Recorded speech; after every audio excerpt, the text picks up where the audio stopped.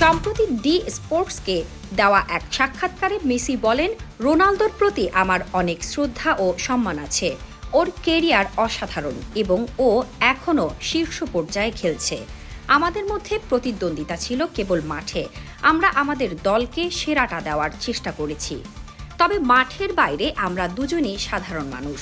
বন্ধু বলতে যা বোঝায় সেটা আমরা না, কারণ আমাদের একসাথে সময় কাটানোর সুযোগ হয়নি, কিন্তু আমরা সবসময় একে অপরকে সম্মান করেছি।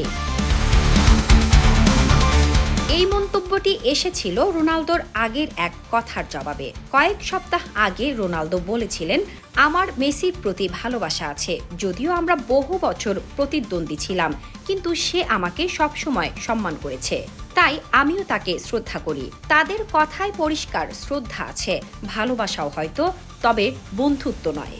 দুজনই জানিয়ে দিয়েছেন তারা একে অপরকে সম্মান করেন, কিন্তু ঘনিষ্ঠ কোনো সম্পর্ক নেই। দুজনই আজও আলোচনায় তাদের পারফরমেন্স ঘিরে। মেসি ক্লাব বিশ্বকাপে ইন্টার মায়ামির হয়ে দুর্দান্ত এক ফ্রি কিকে পোর্তোকে 2-1 গোলে হারিয়ে ইতিহাস গড়েছেন।